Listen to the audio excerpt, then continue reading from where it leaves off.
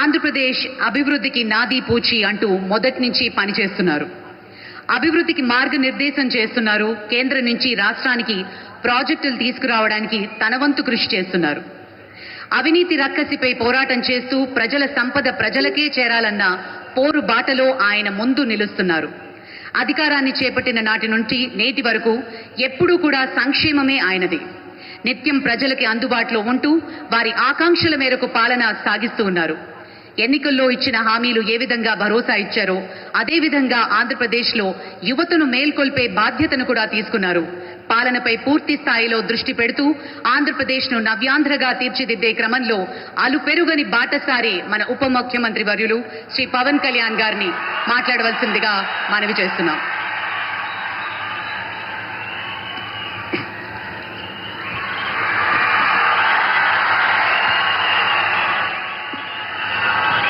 ఒక సదుద్దేశం, ఒక సదాశయం లేకుండా ఒకరు కన్యాకుమారి నుంచి కశ్మీర్ వరకు నడిచిన అది ఒక నిరర్ధకమైన నడకగా చరిత్రలో మిగిలిపోతుంది. కానీ ఒక సదాశయంతో, ఒక సత్సంకల్పంతో ఇంకొకరు కన్యాకుమారి నుంచి కశ్మీర్ వరకు ప్రజలందరితో మమేకమై వారందరినీ ఏకతాటిపైన నడిపిస్తే అది ఆత్మనిర్భర భారత్ అవుతుంది. అదే కన్యాకుమారి నుంచి కశ్మీర్ వరకు ప్రజలకి వారి పరిసరాల శుభ్రత యొక్క బాధ్యతను తెలియజేస్తే అది స్వచ్ఛ భారత్ అవుతుంది. అదే కన్యాకుమారి నుంచి కశ్మీర్ వరకు ప్రజల గుండెల్లో దేశభక్తి, ధైర్య సాహసాలతో నింపితే అది పటిష్టమైన, బలిష్టమైన భారతం అవుతుంది. అది ఒక రోజున అఖండ భారతం అయి తీరుతుంది. ఒక బలమైన భారత్ కోసం, ఒక దృఢమైన దేశం కోసం, జగత్తంతా వసుదైక కుటుంబం అనే భావన కోసం 4.5 దశాబ్దాలుగా పరితపిస్తూ, పరిశ్రమిస్తూ ఆ దారిలో ఎదుర్కొన్న ప్రతి పరాజయాన్ని, పడ్డ ప్రతి అవమానాన్ని నవ్వుతూ స్వీకరిస్తూ వాటినే విజయాలకి ఇంధనంగా వాడుకుంటూ దేశాన్ని అభివృద్ధి పథంలో నడిపిస్తూ భారతదేశాన్ని ప్రపంచంలోనే 3వ బలమైన ఆర్థిక వ్యవస్థగా తీర్చిదిద్దేలా నడిపిస్తున్న మన ప్రియతమ ప్రధాని, మన గౌరవ ప్రధాని శ్రీ నరేంద్ర మోదీ గారికి నా తరపున 5 కోట్ల మంది ఆంధ్రప్రదేశ్ ప్రజల తరపున నా హృదయపూర్వక నమస్కారాలు.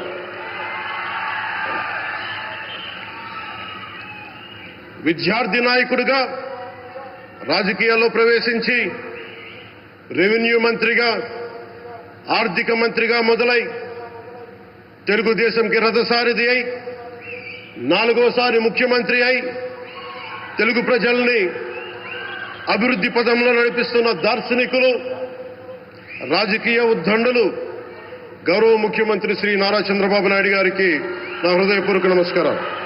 తోటి మంత్రివర్గ సహచరులైన ప్రతి ఒక్కరికి, నారా లోకేష్ గారికి, ఎన్డీఏ కూటమి శాసనసభ్యులకి, నాయకులకి, బీజేపీ నాయకులందరికీ పేరు పేరున నా నమస్కారాలు. కార్యకర్తలకి నా హృదయపూర్వక నమస్కారాలు. బీజేపీ నాయకురాలు శ్రీమతి పురంధేశ్వరి గారికి నా హృదయపూర్వక నమస్కారాలు.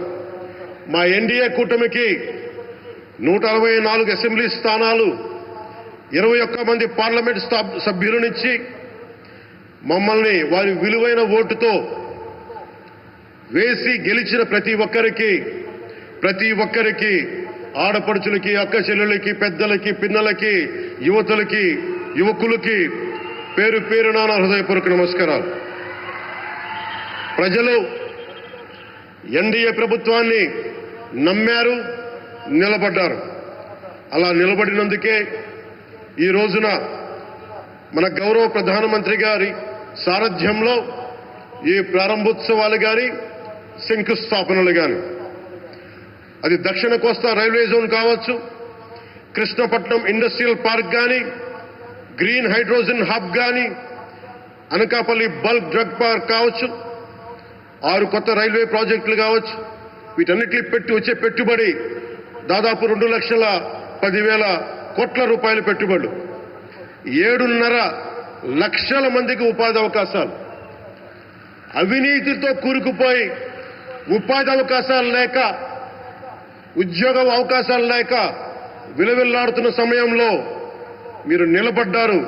అందుకే ఈ రోజున ఈ 2 లక్షల పైచిలకు పెట్టుబడితో 7.5 లక్షల ఉపాధి అవకాశాలు లభించి మనందరికీ ఇచ్చినందుకు మనస్ఫూర్తిగా ప్రధానమంత్రి శ్రీ నరేంద్ర మోదీ గారికి చేతులెత్తి నమస్కరిస్తున్నాం.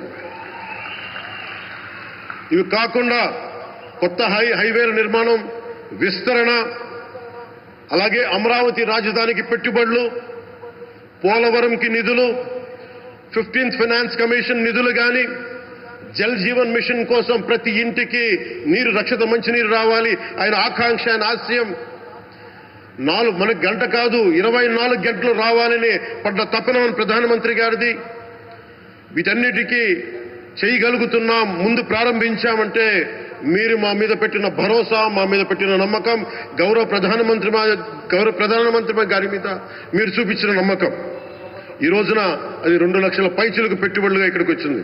ఎక్కడో మన మారుమూల గ్రామాల్లో 70 సంవత్సరాల పాలనలో గ్రామాలకి రోడ్డు లేదు. ప్రధానమంత్రి సడక్ యోజన కింద ఈ రోజున మనం మారుమూల గిరిజన గ్రామాల్లో కూడా రోడ్లు వేయగలుగుతున్నామంటే దానికి ముందుండి మాకు వెన్నుతట్టి మాకు నిధులు సమకూరుస్తుంది నరేంద్ర మోదీ గారు. భారతం అభివృద్ధి పదంలో ఎందుకు చేశారు ఇవన్నీ అంటే, భారతదేశం అన్ని రాజ్యాలు, అన్ని రాష్ట్రాలు ఏ ఒక్కరు కూడా అభివృద్ధిలో వెనకపడకూడదు.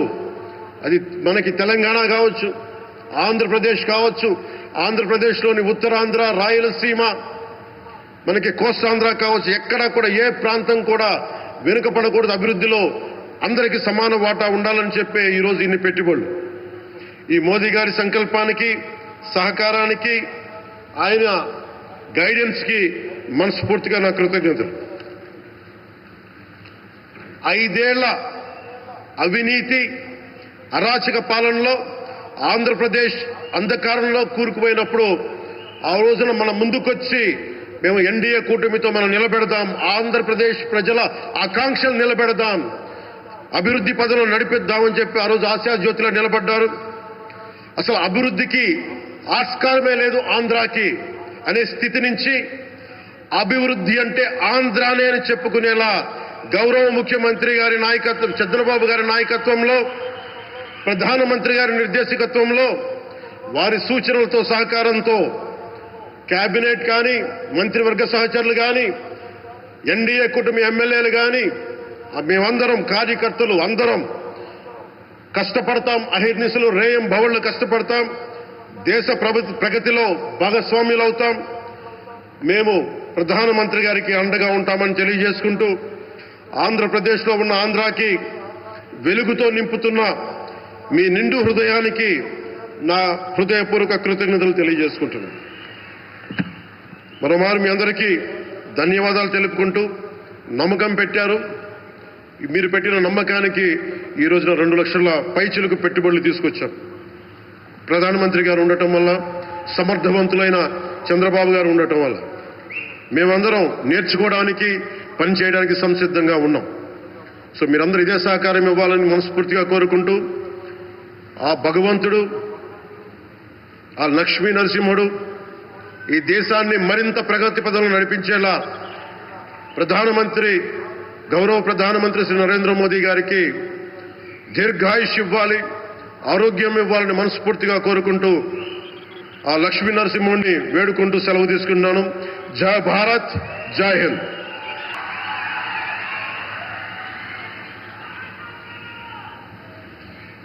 Thank you, sir. Thank you very much.